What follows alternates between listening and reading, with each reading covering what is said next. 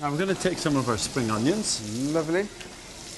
The great Northern Irish potato dish is, of course, champ, Yeah. which is just mashed potatoes with butter, milk, and spring onions. That's it. Now, I'm going to want to cook these down a bit, so I need a nice big knob of butter. We're going to sweat them gently. I'll give you the butter. Do you want me to mash potatoes or anything like that? Yeah, let's do a bit of potato mashing too. I'll give you the butter. So I like plenty of scallions in here.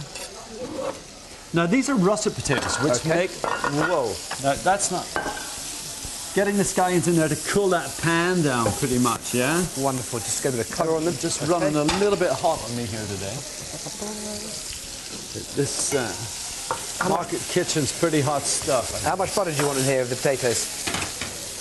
Well, no, I've got the butter in. Okay, so we're going to mix it. We're going to pour it straight in here and mix it. Yeah, Brilliant. absolutely. Okay. Well, you can mash away then, start because mashing. all we're going to do is fold that in.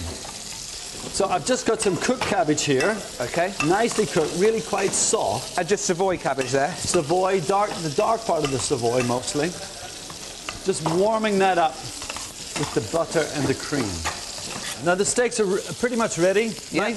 nice and rare. So what we want to do is just pour out any excess fat that's in the pan. Of course, there's plenty of it because we had a generous Whack of butter. whack of butter and oil in there.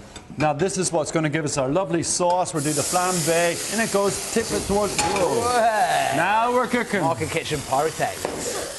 So a little bit of the beef stock there, Tom. Okay, so you get all that goodness of the steak, the pepper, all out. And there we have a kind of instant sauce. Yeah. You just want to boil that down a bit, so onto quite a high heat. Okay. Maybe just take it over to there. While that's coming down, we'll just fold this into the potatoes. There we go. So, and you can see as this comes down, it starts to change in texture a little bit.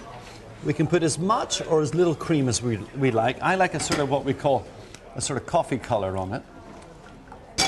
So again, whack up the heat and boil it down quite quickly.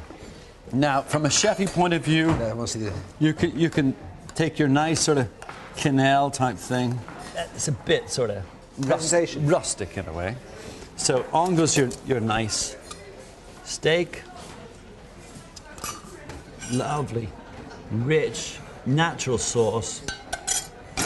There we have it. The peppered steak with Irish whiskey cream and Kilcannon mash.